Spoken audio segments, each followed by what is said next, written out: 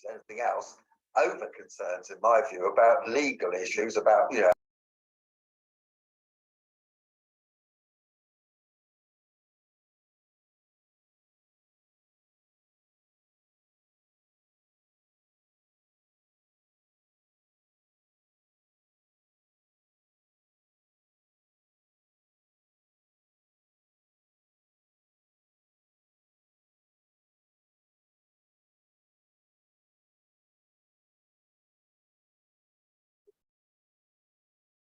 So a very good evening, good afternoon, and good morning to all.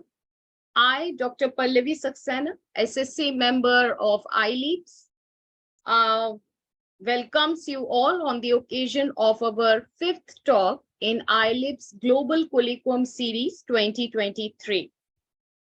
So with then very awesome response received from the participants globally, we decided to start the next session of iLEAPSGlobal Colloquium Series.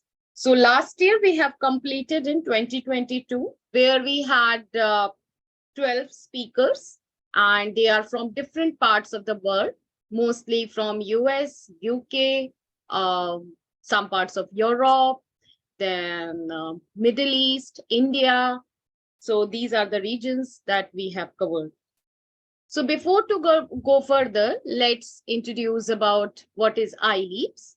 iLEAPS is Integrated Land and Atmosphere Interactions, which is a global research project of Future Earth. iLEAPS provides understanding of how interacting physical, chemical, and biological processes transport and transform energy and matter through the land-atmosphere interface. The prime purpose of this colloquium is to introduce the scientific society people with the distinguished significant work of eminent scientists all over the world. It is a very bright opportunity for ECRs to interact with the distinguished speakers and establish the bridge between the ideas and knowledge through this platform. So in this program today, we have Dr. Rob Rubeling, who is climate product expert, and he's from European Organization for the Exploitation of Meteorological Satellites, Darmstadt, Germany. So he holds a PhD in environmental sciences in 2008 from Wageningen University on cloud property retrievals from satellite observations. He has more than 20 years of experience in the field of boundary layer meteorology, crop growth modeling, radiative transfer of the cloud atmosphere, and multi-sensor remote sensing. From 2000 till 2011, Dr. Rubeling was employed at KNMI as senior scientist, where he was leading a research group on cloud physics and head of the 3 observation sections within the Weather Research Division. In 2011, he started working for EUMETSAT as climate product expert, where he led the climate data records generation team. From 2008 till 2018, he has been co-chair of the International Clouds Working Group that was endorsed as official coordination group for meteorological satellites working group in 2014. Dr. Rubeling is involved in coordinating international efforts to better serve the climate research community with these records, and coordinates activities to enhance the application of EUMETSAT's climate data records in climate applications. He publishes actively and has served as editor for meteorology and atmospheric physics and as a reviewer for several journals. So today he will be talking about EUMETSAT's contribution to climate studies by giving its overview that what are its involvement in the different climate services, what is its role in policy making, and also touch upon the international efforts which make to coordinate, integrating, and enhancing the observational systems of different organizations into a comprehensive system. So I again welcome Dr. Rob to share his experience on this, his work of expertise. Dr. Rob, over to you. Yeah, thank you, Lavi, for introducing me. Yes. I don't have to introduce myself again. This was very clear. So I will start to share my screen and then start with my presentation. I already gave part of this presentation at the EGU, at the side meeting of at the EGU, which was also about iLEAPS.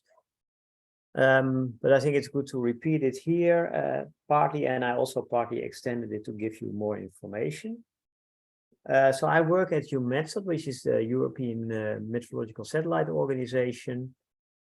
And EUMETSAT exists already since the 1990s independently. And it has been expanding a lot since then. So it was basically an organization that was only operating one satellite, the Meteosat geostationary satellite. And with time, the amount of satellites that we operate and the amount of data that we process, I think called the 10 or 100,000 times more than then, because by then we had only one image per half hour, and now we have so many instruments. We have geostationary satellites, polar satellites, atmosphere monitoring, ice monitoring, ocean, land. Everything is now done by these satellites. So it's from a very small organization, it expanded to a big organization. More than 1,000 people work there now, and we are still getting bigger and bigger and always looking for new people to join. But I work in the climate section, and the climate section has as goal to prepare satellite data for doing climate monitoring, climate studies, climate services, and so on. And this work comprises several elements. First of all, there's this to make certain that the satellite data that we have, going back all the way to the 80s, are of good quality. Then we have the task to make from these data records essential climate variable data records, which are level 2 data records. We do that in collaboration with others. But we are also very active internationally because we work together with other space agencies like NASA and the Indian Space Agency, I think, and Japanese, Korean, and so on and so forth. But we also work with the International Climate, that's IPCC. So we try to do a lot of things, and it will all come back in my slides in one way or the other. So why are we observing the climate system? Probably this is a slide I always show. I think most people already know it. So this is the climate system of the Earth, roughly sketched. So we have clouds, we have aerosols, we have gases, we have vegetation. Sunlight comes in, sunlight is reflected, so it's a complex system with a lot of players in there, and we try to understand all these things. And with satellites, during the last 40 years, we are able to monitor several of the elements that we see in the atmosphere. So here I always put this line where we are now, and it's, of course, for CO2, it's a very easy one to monitor because it's changing so rapidly with time. But there are also information that are much more difficult to follow, like here this ozone, for example. This is the change of radiative forcing through ozone, and there you see that some things are not changing so rapidly. And so the ozone concentration in the stratosphere decreased, which is the ozone hole, and at the same time in the troposphere it increased. So you have there two different things that play a role, and they have a different effect on the climate. Clouds is also a very important one. They reflect solar lights. Depending where they are, they have a cooling or warming effect on the climate. So this is also important to monitor, but it's, as you see from this graph, we don't really see a global trend in how clouds are changing. We only, of course, locally you see trends. As some regions are getting more bright, other regions are getting less bright for several reasons. But on a global basis, it stays a bit the same. There seems to be a small trend of less cloudiness with time, but this is not very significant yet. Then the other thing is aerosols. It's also very important. More aerosols means basically that the climate is cooling. And because there is more pollution, basically that leads to a kind of cooling of the climate. But recently, due to all new measures that are being taken, the air is getting more clean in many countries. So that's a good message for the people living in cities, because cleaner air means that your life expectancy is much better. Less heart problems and lung problems and so on and so forth. But of course, it also means that we get warmer temperatures. What you see here is these peaks that are volcanic eruptions. I think this was the Pinatubo volcano that erupted in 1992 or 93, what is it? And so that created from one day to the other, more or less, an enormous increase in aerosols in the atmosphere. They were shot very high in the atmosphere, like in the stratosphere, that is 20 or 30 kilometers high or even higher. And it takes then about 4 or 5 years before these aerosols are gone again. So during these 4 or 5 years, we had a bit cooler climate because of that. But of course, it's not. It disappears again after a short time, and that's not very helpful if you want to cool the climate. Then we have albedo, the surface albedo, which is a function. What is it?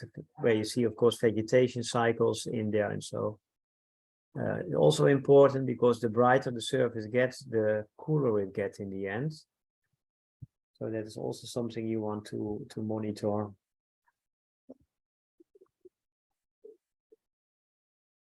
Yeah, so there's many things, and this is only a snapshot of what we all look at, but of course many things you can monitor, and we have 40 years of data now available, and that is quite important because during the last 40 years we see a lot of responses to climate change happening.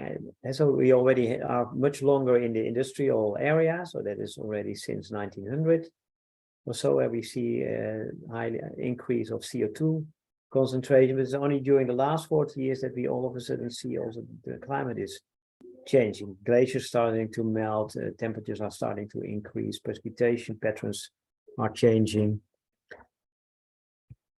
So this is a recent development, and satellites can have been observing this. So that is a very big advantage when you work with satellite data.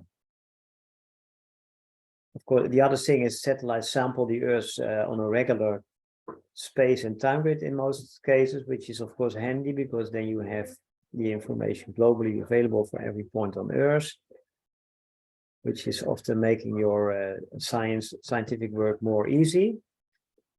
But satellites are not ideal. You always have to combine it with ground-based observations to be certain that that what you are looking at is of the good quality. So we should not blindly trust satellite data. We should basically not blindly trust anything. We have to compare, intercompare, and there's a lot of efforts going on in making certain that we are really certain that we can draw conclusions from what we see. We made a lot of scientific progress on developing satellite-based data that are validated and high quality, and also can be used for long-term climate monitoring. And recently, and I think that is also what I heard from iLEAPS, there's much more progress made in combining different types of information, in situ and satellite observations, for example, or observations from different satellites. With enhanced computing capacities, we can do much more, and we can simulate things to understand why we see differences. So this is a very important, so recent development that we are seeing. Yeah, then I showed this picture. Actually, that's in the garden of UMedSat, where we build a new building. And what I want to show here, to make this, what you see here, it took them I think 2 or 3 months, because it was basically developing the fundament for a small building that they put on top. And you don't see any, not so much result, but still it's a lot of work. And that is what I want to explain, that that's what we try to do. We try to rescue and recover all data. So rescuing means that we really try to dive into cupboards and try to find old tapes and bring this data back on our systems. So we are really looking for the old data. This is not easy, so it's really a lot of work to find these old data. Sometimes people who are retiring still have it, but that's one thing. And then recovering means that you have to reprocess all the data to make certain that they are of the same quality. So because what you see here in this lower graph is every block is a satellite instrument that was operated during a certain period. So these are all satellites. So these are, for example, the Japanese geostationary satellites. So they had 1, 2, 3, so many, and we have here all the Meteosat satellites, and here the American satellites. This gap needs to be filled, but we have here the Indian satellite, because what you see here is where the satellite is operated, that longitude. There's also several Indian satellites here. So we try to recover that.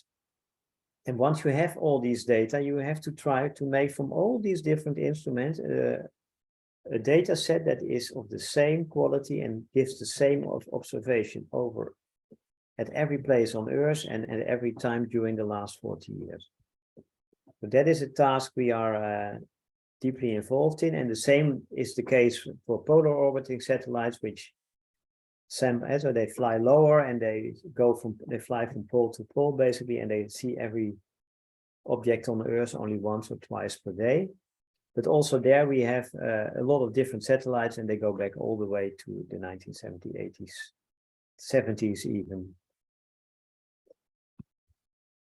If you, like I said, if you just take different instruments, what I did here is, and you make a time series and you compare it with, I think here we compared it with radiosonde data, and you look at the temperature difference, you will see kind of jumps in there. And these jumps are different things what you see. First of all, you see jumps because the satellite instrument changes. So we really try to make every instrument the same, to look the same, but still we don't manage. So you always see when a new instrument comes that all of a sudden the temperature is 1 or half a Kelvin higher or lower, in this case, if you look at temperatures. So you see here these changes happening. That's one thing. The other thing is that if you take the data that were stored in the archive, they were processed with certain algorithms, but with time these algorithms changed. But they never reprocessed everything. So you see here, for example, in this date here, 1987, they started to use another algorithm. And all of a sudden, the temperatures dropped 4 degrees. So that was it. They discovered basically that it was too warm, and then they lowered it 4 degrees. So if you take the data from the archive and you just use them, you will get this kind of time series, which is kind of useless if you think of trying to find the climate signal in it. And that is what this graph shows. So the challenges, it summarizes basically the challenges that we have. So if you take the original data, you will see all these jumps. And what we try to do is first to harmonize the data, and you still see jumps. You see that? You still see jumps, but these jumps we understand because a certain instrument, every instrument is unique, and sometimes they just observe a little bit different part of the spectrum, and so they are supposed to see a little bit different temperature than the other ones. So we can explain these differences, so we know why they are there, and the model community likes the data like this, like these green lines. So they don't care about these differences as long as they understand why these differences are there. They take care of that in their model assimilation schemes. But for other groups, they would rather have a flat line like this here. What you see here, this is what we call this step we call harmonization. We try to keep the difference that we understand and remove the other ones. And homogenization is that we make everything in this whole series looks like as if it's coming from one satellite. That's what you see here. And I plotted here blue lines. But of course, if the distance between these two is very big, there is a bigger uncertainty of the measurement you provide here. So we try to provide something that is stable, but you have to realize the more the original signal deviates from the one that you try to simulate, the bigger the uncertainty is because you make assumptions. But still, so this is an example of where we did such a work for a lot of Meteosat satellites. So for 10, and what you see here is a temperature series for low, mid, and high clouds. So it's expressed in radiances. But I think the main message from this is that you see that the line is pretty flat. So you see every year you see kind of jumps in it. So that's natural, the annual cycle. But we managed to get rid of these strange jumps that we saw in this beginning. So this is a pretty convincing result. And because of this, yeah, the data are much better usable. But still, you see some issues that we are still struggling with. So where you see some small jumps, you never get it perfect. So then once you have done that, so you made everything as good as possible, these data from the satellite, we start to build the climate data records. That is what you see here. So this is now the same picture as I had before, but then with the buildings on top. So that looks like a huge change, but these buildings were put in 1 day or two because they are just containers and they just put them like Lego on top of each other, and there they are. So that is just to emphasize how important it is that the input that you provide to your retrieval algorithms is of very good quality. At EUMETSAT, we have a network of SAFs, we call it, satellite application facilities, and they are run by National Meteorological Services, and they derive climate essential variable data records. We have different ones. So you see, actually, I think I go to the next slide because it gives a better summary. So we have one that is called the atmospheric composition stuff. So there, if you go to their website, you will find there are a lot of climate data records on greenhouse gases, aerosols, water vapors, all atmospheric parameters that are doable from satellites. You will find in their that's what they are working on and providing, and they mostly cover the period 2007 till 2020. Some go back to the 1990s. Before that, it's more difficult because there were just not so many instruments available that could do it. For water vapor, we can go back to the 80s. But then we also have this one, the radio occultation sub. That is, it's a new technology that is only available since 2001 or so, which uses GPS information. So it's quite interesting, but it derives temperature and humidity profiles of the atmosphere. And what this satellite does is they look at a GPS. Actually, the satellite looks at a GPS satellite, and it tries to send a signal between the two satellites, and then it can see what bending is taking place in the atmosphere. And the more wet it is, the atmosphere, the more the signal is bended in the atmosphere. And that is the way, that's the information they use to find out about the temperature and the humidity of the atmosphere at the location where this bending takes place. That's it's a very good quality in terms of the profiles, but it's not so good in terms of spatial resolution, because you have only a few, maybe 1,000 points per day or so where you have this information. But because the quality is so high, it's still extremely valuable. And in climate models, or in ECMWF, for example, in their reanalysis, they use this information a lot. Then here we have the climate monitoring software. do a lot of different things, so both atmospheric and land parameters. So I will show you later some examples of our Swiss partners from Switzerland who work on mountain information. So they look at land surface temperatures, for example, but there's also precipitation is done. There's also cloud information, solar radiation. So they have all data records of or several data records with the main aim that they are very long so that we can really monitor climate. Then we have the land SAF. So they do land parameters, so energy fluxes, vegetation, land cover, surface temperatures again. Then there's the hydrology SAF, which is precipitation, soil moisture, mainly. Ocean and sea ice, that is the sea surface temperature, sea ice concentration, and wind over the ocean. And these two, they only provide software, but it's also very important because this software is used to make the products that are there. Altogether, there are data records, about 220 data records published so far, and I think in the end of my presentation, I give the links where you can, the link is even here. So where you can find these data and you can just register and download them and use them for your research. Yeah, so when I was in Vienna, I was asked to tell something about mountains. So I wanted to show this example. This of a Swiss partner who do for different stations, they monitor trends in temperature. But for that, they use satellite data.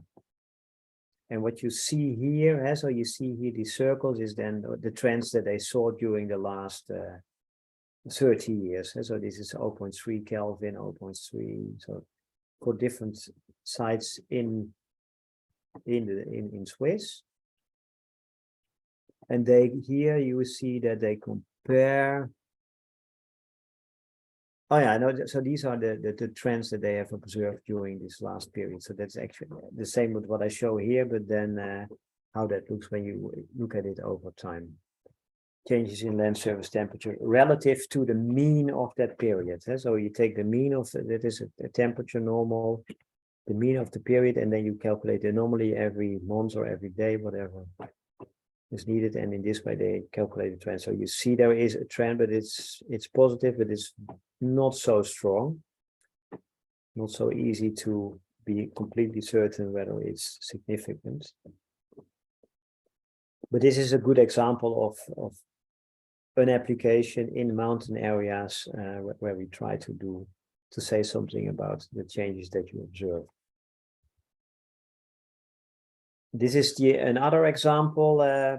So they also do drought monitoring in these areas, and they combine their products from different SAFs. So this is soil wetness index, soil moisture.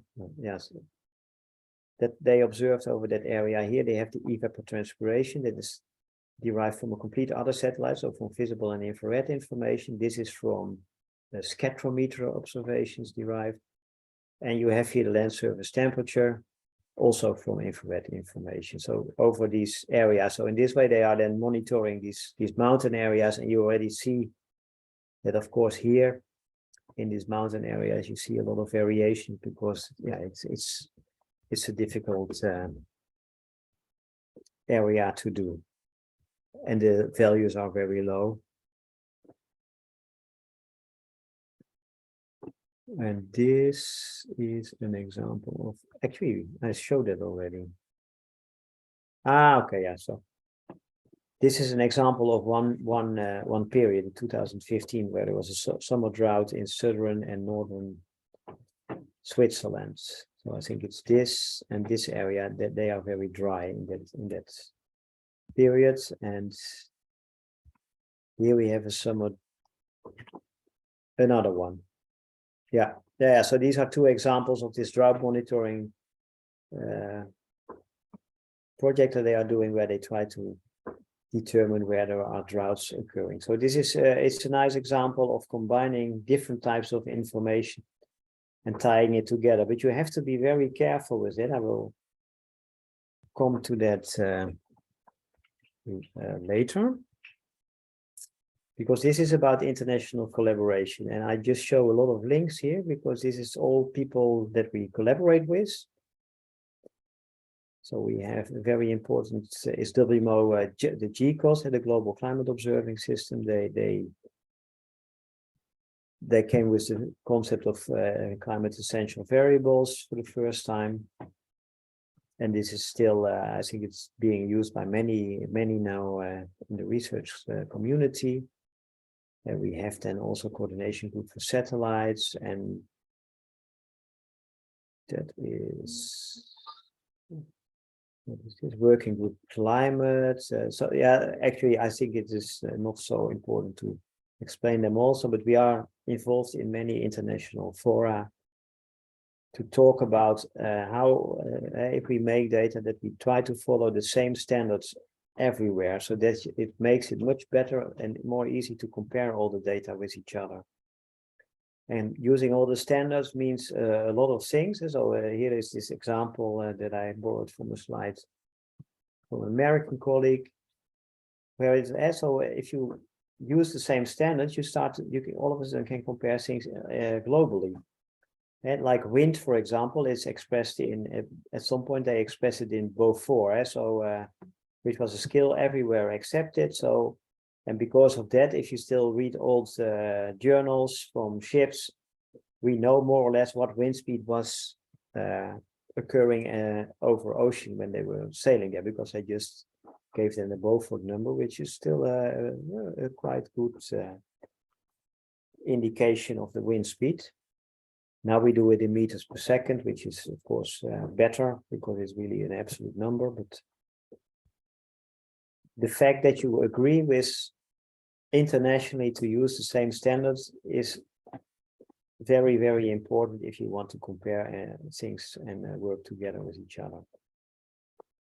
And we have been working in several projects on trying to achieve this for satellite data, and to do so, we introduced some matrices, also again together with American colleagues. And one was the system maturity matrix, and it's a boring thing for a scientist, I think, because it only defines how do you make a data record. That is, how should you make a data record? It's not asking you that you make it how good it has to be, but it just tells you if you do make a data record, you have to describe the software in documentation. You have to provide the code to the user community so that they can look at it. You have to provide metadata that follow international standards. You have to check the product on uncertainty in a standard way. You have to open it up to the public, and you have to also demonstrate that it's used. And so the higher the maturity is, the better this information is of these things when you made a data record. So it's, yeah, it's an administrative thing, but since we are an operational agency, UNETSA, this is very important because this guarantees our future, that if we do it in such a way, you have an authoritative source of information that is really trusted as being as good as it can be. And that's only possible by providing transparency and showing that you really took the work serious. And so it does not help to scream that you're the best, you have to really show that you're the best.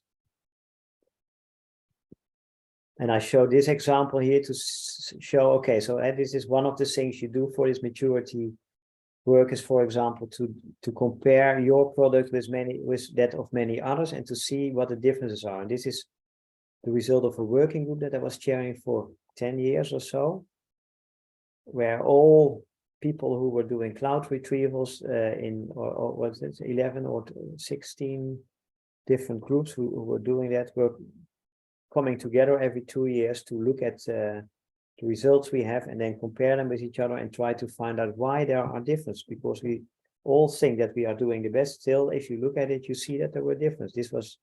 It's better now, but this was from 2008, and you see that some say that this image has 60% cloudiness, while others say 41% cloudiness. So you want to understand why is that? And in this case, this is often because it depends on how you define a pixel to be cloudy. Some say if 1% of the pixel is cloudy, it's cloudy, and the other ones say, yeah, but it has to be fully cloudy, and only then we call it cloudy. So it's just a miscommunication, and you can fix that. And that's what we try to do afterwards.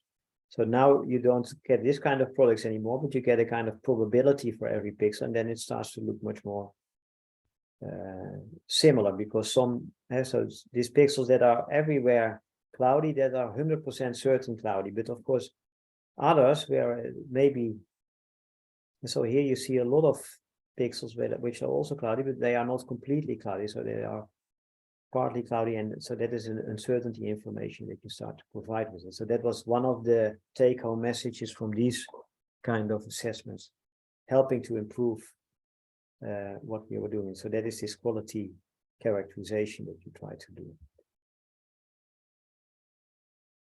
The other thing is then to what we call application performance matrix. So this basically, if you have a data set that you describe what is in there, so what is the coverage? Is it global or local? Is the level of the detail sufficient? So the spatial and the temporal sampling. So is there, for example, every hour an image, or every day, or every month? Depending on what some people want, it's called application performance. Certain people or certain applications want every day or every hour an image, and then you will see if you take a certain data record that only provides once per day an image, that you just say, okay, this data set is not useful for us because it does not meet our requirements. The uncertainty information, what is available, and what are the numbers? So how, yeah, so is the quality of the observations okay? So if the data have an extreme high uncertainty, you may also say, yeah, this is not good enough for my application. But for other ones, it may still be okay. And then also the stability is an important thing. So how does it vary in time and space? Also some quality indicator. If it's very unstable, so there's still a lot of issues in time with the product, it may not be used for climate trend analysis, for example. So that's another one. And then, okay, I show you, maybe I should not show this. I think this is, well, I can shortly say we had a project where we tried to determine all these uncertainties in a very systematic way. So we had I think the main message is what you see here is all kind of effects that influence the quality of your observation. And what in this project, what we try to do is to put a number on all these different effects to understand the total uncertainty of a measurement. And that can be either, and I think that is, it can be either a random uncertainties or random noise, which is not a problem most of the time, because if it's really a random noise, if you then make your sample bigger, so you, instead of going for, take a 1 meter product, you go to a kilometer, you have the random uncertainty starts to disappear. So that is what you see here. The more data you take, the less this random uncertainty is. But you can also have systematic things. That is just for one satellite, it's always 1 degree off. So that is over the whole lifetime of the satellite, you will have that uncertainty in your data. And then you also have effects that are in between, because they are, sometimes the satellite is updated with the information, and then the uncertainty gets a bit less. So that is, it's a very structured way of looking at your data and uncertainties. Then I come to this slide, which is actually linked to the previous ones, because what I've tried here is to see what applications do we have for climate, and I should put also here mountain or urban, actually, yeah, monitoring atmosphere, ocean, land. Monitoring land is basically also what you do with the mountain ECVs. So I just was reading a lot of reports to see what is done with climate data at the moment, which kind of applications do we have.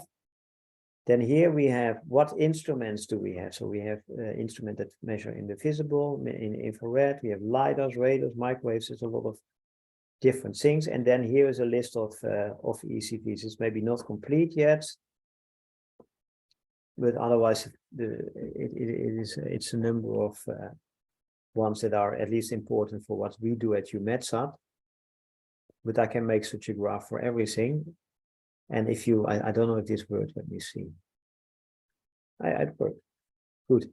Yeah. So here you can, so if you go here, you can see how, for example, aerosols is used in several applications, but it's only based on one instrument is very important for it. And for biomass, for example, I was just talking about that. And so we also have two instruments, imaging radar and visible imager, but it's important as of vegetation, biomass is very important in many applications, carbon cycle, monitoring land, but also in predictions and so. Earth's radiation budget is another one that is in the end only dependent on two satellite instruments, visible and infrared imager, but it's used in almost all applications. And so the radiation balance of the Earth is very important, and so on. So that is what this plot tries to do. And I think one of the things I found striking is to see that so many essential variables depend on only one instrument. So the infrared instrument is so important, and the visible one as well. So you need to be aware that sometimes you think you have different parameters, but basically you're always looking at the same information. So that is also something you need to be aware of, that you're not looking at different things. So it seems to be different, but it's basically coming from the same instrument. So that means that there's not complete independency. Okay, and then the last one, and it actually, I should have maybe put this plot afterwards, because it's called cross consistency. That was also something I ran into when I was listening to the presentations at the EGU from the iLEAPS project, because a lot of people do a lot of measurements and they combine them together, and then they try to do, for example, an energy cycle or a water cycle study, which is it's of course something we want to do and we need to do. But even if every climate data record is of a superb quality, this doesn't mean that you can directly combine them together and then start to do an analysis on them, because there can be many reasons why they are not consistent with each other. One is that the definitions are not consistent. The semantic of the definitions is not consistent. And for example, like I said for the clouds, so sometimes you say if there's only 1% clouds, it's not cloudy, but still it can rain at such a place. And maybe the rain instrument has a higher resolution and it sees rain there. So if you start to combine the two with each other, you will see a place where it's not cloudy, but it's raining. That is confusing. The other thing what we actually discussed today was even more interesting, is you have a rain event happening in one pixel, but the water is flowing to the other pixel. So the pixel where you're looking at, you will not see rain. But if you look at the soil moisture product, the soil moisture will change because the water is flowing from another place. So you see also these kind of things play a role. So that you have to understand very well when you start to combine things, what you're looking at and what is the definitions of it. Is there a spatial correlation between them? So many things play a role. Of course, very simple is that the sampling needs to be as similar as possible. This is especially when you combine ground in situ observation with satellite, you have this issue, because the in situ observation is only representative often of a maybe 1 square meter or 5 square meter area, and the satellite pixel is 25 square meters. So that means that basically you did not sample, you only sampled less than a promile of the whole pixel. So to what extent is this in situ measurement representative for the whole pixel? This is, there have been many research going on that, and in some cases it is very representative, in other cases less. So this is something you need to be aware of.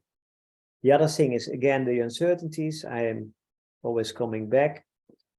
If there are inconsistencies, they need to be explained by the uncertainty. So that is also an important requirement. And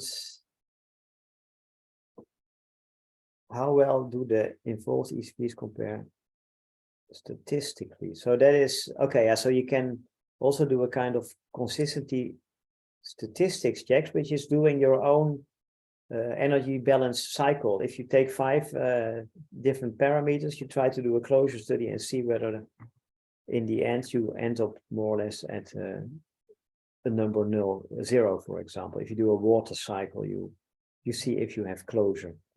This is a check to see whether the data sets are consistent or as consistent enough. So this is another issue that you need to be aware of. These are the last slides because I think my time is also running up. So the final, well, another thing that we do is to tell what we are doing with our satellite data. And for that, we write climate use cases. And I show here, I wrote many of them, but this is just an example of one on tropospheric, on ozone, actually. Or was it? No, so let me check. Oh, no, it's not on ozone. It's tropospheric warming and stratospheric cooling. What I wanted to show. So this is on this radio occultation data, but it's the effect of greenhouse gases that we see in the atmosphere. The goal of these studies is to see, okay, what does IPCC say at the moment in terms of, we take a climate phenomenon. So IPCC says that the troposphere is warming during the last 30 years, and they are quite certain about that. And at the same time, the stratosphere is cooling. Also, the height of the troposphere is increasing. So that is the statement. And then I show in these studies with satellite data if we can see that or not. So this is just another way of looking at it. So we look at a phenomenon and then we see, can satellite data help us to answer that question? And in this case, it's a quite convincing result. Actually, this is coming from the IPCC report directly, where you see this is a latitudinal plot. So this is at the equator, the profile that you see, and this is at the South Pole, and it's the North Pole. And what you see is that here in this area, so which is basically the troposphere, more or less, because this is 5 kilometers here, so it only goes till 10. So in the tropics, the troposphere goes to 20 kilometers, and the more you go to the poles, the lower it gets. So that you see a warming there during this is during the last 20 years. And at the same time, we see in the stratosphere a cooling taking place. So this is actually confirming completely what IPCC is mentioning, what is happening in the changing climate. We have energy trapped in the troposphere, and that is what these data then show, and that is what we wanted to show in this case study. But there are also other ones on ozone and on the sea surface temperature, sea ice, and many other things. So I tried to write a whole series of those, and I think there are now 10 or so. And they're always written according to that principle. You take a climate phenomenon and then you try to explain what satellites see there. So that's the last slide. So the key message is space-based observations with good quality can support implementation of Paris Agreement, because we can monitor things, we can explain also, and so try to understand better what is happening and answering questions. And yeah, these observations can also provide information that is needed to generate mountain ECV. So I showed now examples what we are doing, but it's not focused on mountain areas or maybe also urban areas. So then sometimes you have to do a bit extra. So they are often made for global monitoring or regional monitoring, but not local monitoring.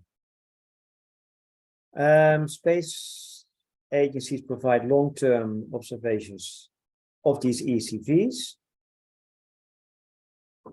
and they are available free. And so you can really get these informations and download them from different sites, but also from the EUMETSAT site. But we now also have this Copernicus climate data store where you find a lot of information. Then through this implementation of this, what is called architecture for climate, but it's basically what I showed with this maturity stuff. And so to check how mature the data are, to make everything comparable with each other. And by implementing this concept, EUMETSAT data are now 25% of all data records that are available now come from our space agency, but also as a lot from the United States and other countries are coming. So, but that's actually quite a good result already, and many of them are used in IPCC. So we did a kind of check on how many are used there. So our data are either used indirectly because they are used in the models and as simulated data, but also through the SAFs, a lot of data are used. I think also important is so for the applications you're working on, maybe many of the data records have 2 cores resolution at the moment for your application, but a lot of new missions, satellite missions are coming, and we recently got the first images of Meteosat 3rd generation, and these satellites provide much higher spatial resolution data, also more precise information.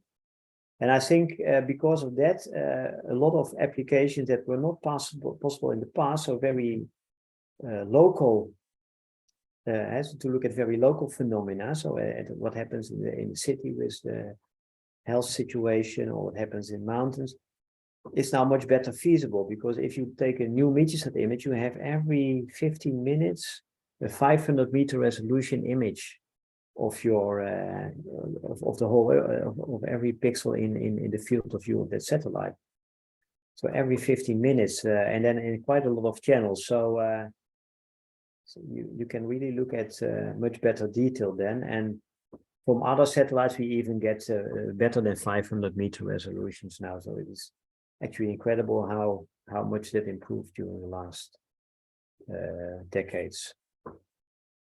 So it will also, use of these data will become more and more interesting also for applications that we did not consider in the past. And that was that's what I wanted to tell you. So thank you very much. And if you have questions, please ask. Thank you so much, Rob, for this enthralling talk. Now, I would like from the audience, if they want to ask any question. I'm just checking in the chat box that there is one question from our iLEAPS ECR, Saurabh Sonwani. Saurabh, can you please unmute your mic and ask the questions, because I think it's better to directly interact with the speaker. Okay, sure. Thanks, Pallavi. Thank you, Rob, for your very interesting and very detailed talk. So I'm having some couple of questions. So might be it is not directly linked to your talks, but I'm a bit curious about that. So my first question is, in your slide, in one of your slides, you have mentioned a list of application of ECV that you have mentioned about the monitoring of atmosphere or monitoring land. So what kind of the parameters they usually monitor under this section? Yes, this is the same slide. Oh, you see it? Yeah, okay. Yeah. So what kind of the parameter they target? So this is my first question. Let me see. So for lands, you mean? No, yeah, land and atmosphere both. Okay, okay, okay. Ah, you see it, yeah? Yeah, I can see. Yeah. So I don't know if it's completely complete, but that is what so yeah. So for monitoring land, it was albedo, biomass, fire, land surface temperature, permafrost, soil moisture, glaciers. Okay, and for But atmosphere, and for atmosphere, so aerosols, clouds, Earth's radiation budget, precipitation, wind, greenhouse gases, ozone. Yeah, greenhouse okay, gases okay. can be many, of course. Yeah. Yeah. So So, these are important ones, at least. Yeah. okay, okay, But okay. it's So basically, that is related to physics part of the atmosphere. Yeah. They concentrate mostly on that. Okay. And the second question is uh,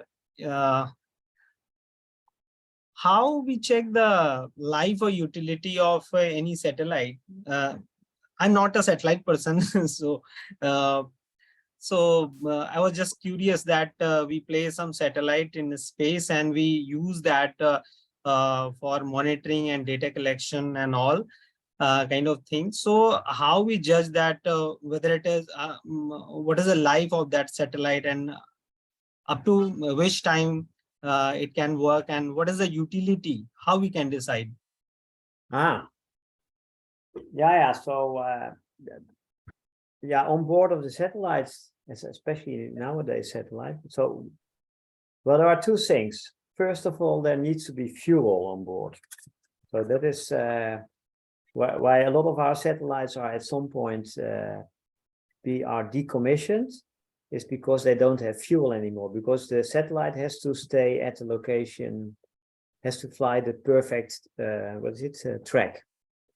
And if there is not, so you have to steer a little bit every now and then. And if the fuel is finished, they have to deorbit the satellite, so either bring it back to Earth or put it somewhere in a graveyard.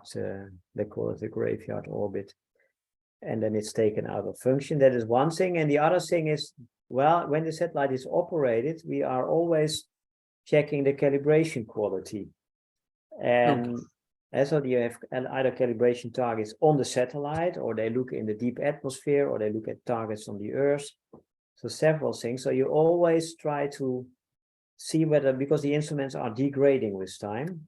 Yes. And so you try to correct for that. And it's indeed a fact that, especially for visible instruments that look in the blue part of the spectrum, you see that with time the instrument degrades a lot, because blue light is very aggressive, and it really the satellite cannot, or the sensors cannot handle that for too long time. So you will see that at some point these blue channels get worse quality. But with the Meteosat, we managed to, actually the Meteosat 5, Meteosat 8 is recent. I think it's still over India. I'm not certain, but I think they took it out of action recently. But it was launched in 2002. So you see, 20 years is quite long for a satellite. So they managed, we managed with several satellites 20, 25 years lifetime, and that is very, very long. But so as you have mentioned, yeah, please ask your question. oh yeah, as you have mentioned that we also do calibration. So is it possible to calibrate such satellite from distant location, or there is some protocol or people reach there and they calibrate that satellite? I think the distance one can work on this. I don't know. I'm just asking. Yeah, no, we have to do it, of course. So you before launch, the instrument is post-launch calibrated, and then they bring it into orbit. And nowadays there is really a lot of instruments on board only for calibration. And so you have, for example, for the visible, they have this how do you call it, a certain plate in there, a white a reference plate that is observing every now and then. It's looking at a reference plate and to see what image or how many photons the sensors measure. or they have also possibilities to shoot at a sensor with a laser beam, and then really to say, okay, now so many photons are sent to the sensor, and then they know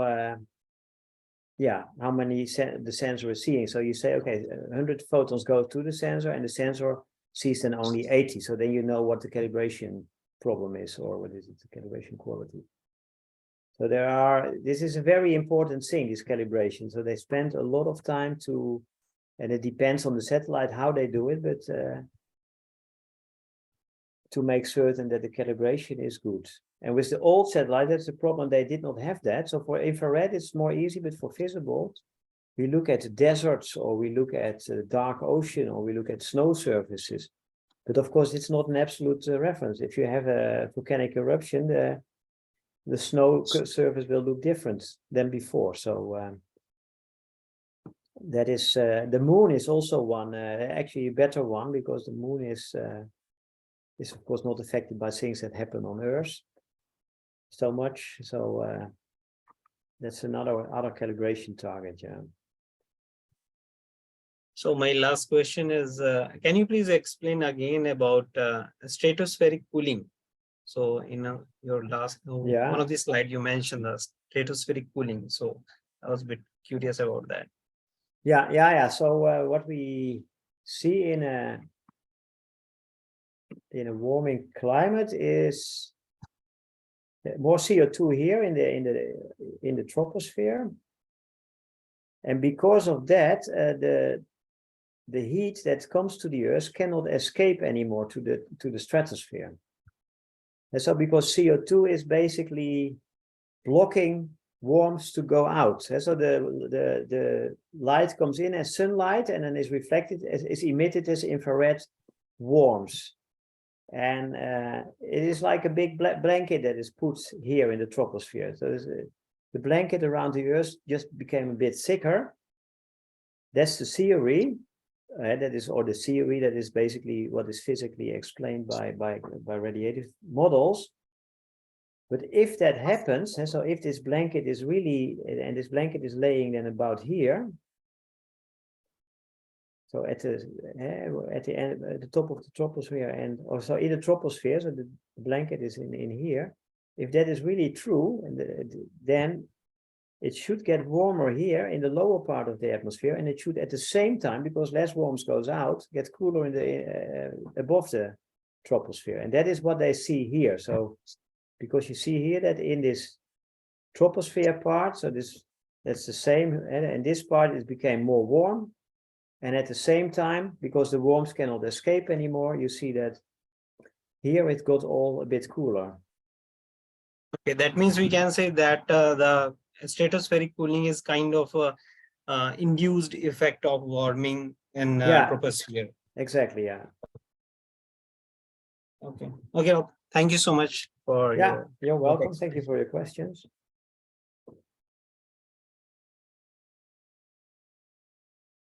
I hope, Saurabh, you get your answers from the Rob. Yeah. Okay. Any other audience who wants to ask, just simply mute their mic and ask the question. Hello. Sarvesh this side. Hi. Hello, hi Rob. Actually, first of all, thanks for sharing us a valuable insights regarding UMET SAT's contribution.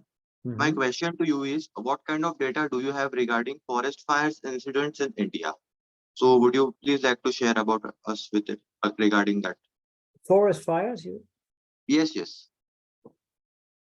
Ooh, that is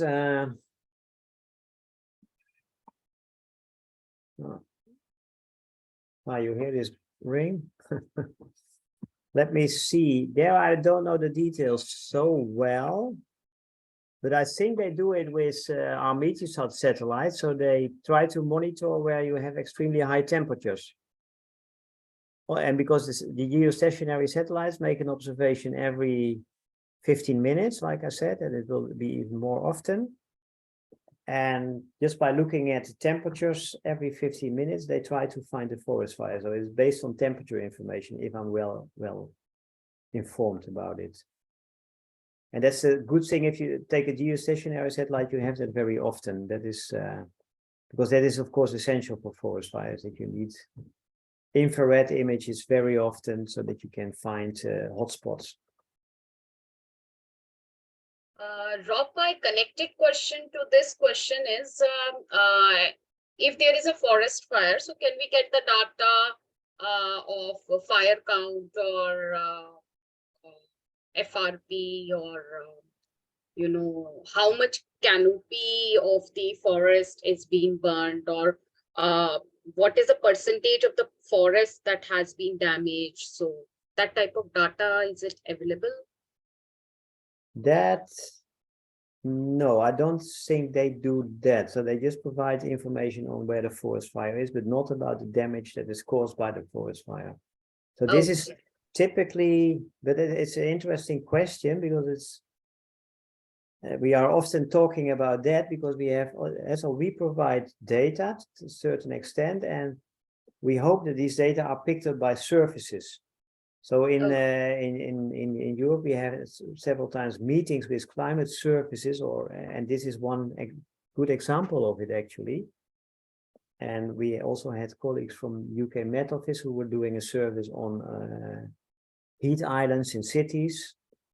So they take this data and then they do some additional work on it to, so if you would take forest fire and vegetation, for example, which is both there, and you are certain that you can combine them, you could basically do what you're just saying. So you say there's a forest fire, and then now I take the data and try to calculate the area that is affected by this forest fire, which is, it's a very important, to be a very added value.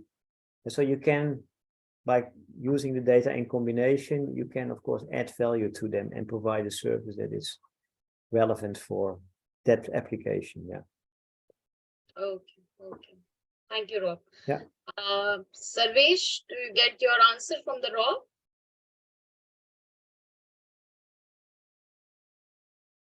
Okay, I think he is. Is there any more question? Hi, Rob. Murlika this side. So first of all, thank you for your very insightful presentation.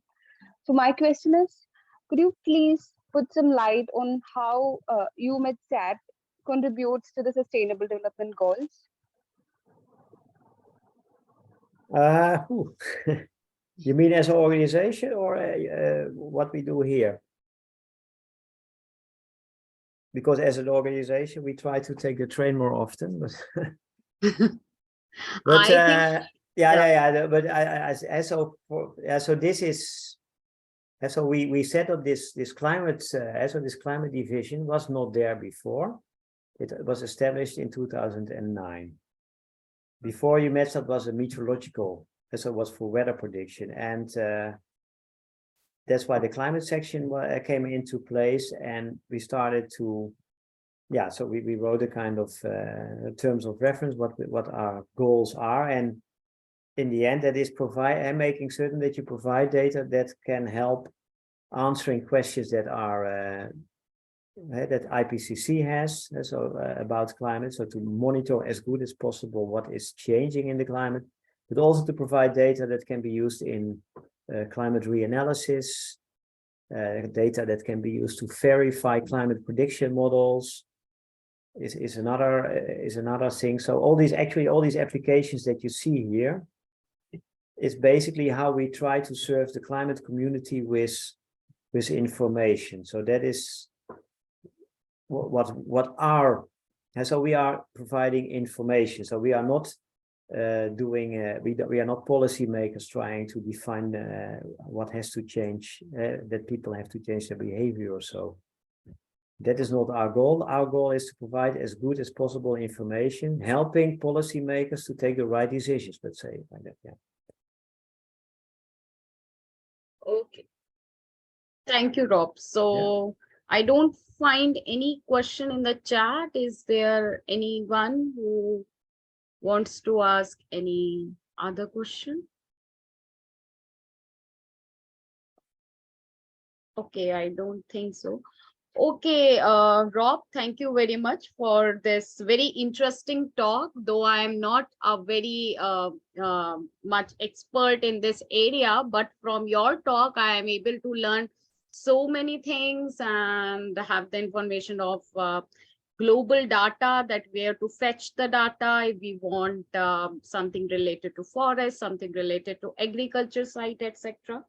So before I want to close this session, I want to highlight some of the points of this talk. So Dr. Rob firstly mentioned about his collaboration and ongoing research in brief in this presentation.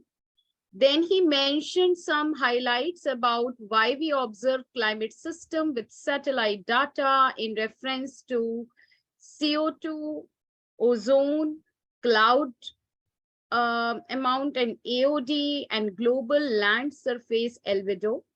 He also mentioned about scientific progress in developing satellite-based research with long-term climate data record. He also mentioned about the importance of in situ and satellite observations. He mentioned about the different types of satellites used for climate analysis for past many years. He also mentioned about challenges of using satellites for monitoring of climate. So it's important to create fundamental data record with proper harmonization and humanization of data. He also mentioned the results of Meteosat, also provide EUMETSAT satellite application involvement in analysis of atmospheric composition, atmospheric data record based on radio, occultation data, data record from imaging, then also mentioned about data surface, water cycle, ocean quality related data record. He also mentioned that for climate analysis, there are certain parameters which are based upon temperature trend in Switzerland from 1991 to 2020. He also highlighted about EUMETSAT drought product and explained variation of soil moisture, evaporation, and temperature pattern in Switzerland. Then he explained about the concept of system maturity index with the help of software, readability, metadata, and utility. Then he explained about with the example of cloud retrieval assessment of CGMS ICWG. He also explained about concept cross consistency matrix and explained about the outreach activities like climate use cases. Then he summarized that space-based observations can play a supporting role by implementation of Paris Agreement, and space agencies provide long observations for many GCOS essential climate variables. EUMETSAT's planned missions between 2020 to 2050 secure continent of the past and present programs, and also set new standards for observing weather and climate of our Earth's ocean, atmosphere, and land surface. So on behalf of our organizing committee of this Global Colloquium Series and iLEAPS, I want to thank personally Rob for this interesting talk and vivid description of the topic. We are also thankful to you to taking your time out for this talk from your busy schedule and accept our invitation for the same. We also like to thank the attendees who took active participation in this session and make it more interesting. And last but not the least, iLEAPS and UKCEH for giving us the opportunity to conduct this event. So thank you very much and have a good day. Thank you. Thank you very much. Very good summary. So, thank you, Rob. Yeah. Bye. Have a good weekend. Bye. Yeah. Bye-bye. Thank you. Goodbye, everyone. Goodbye.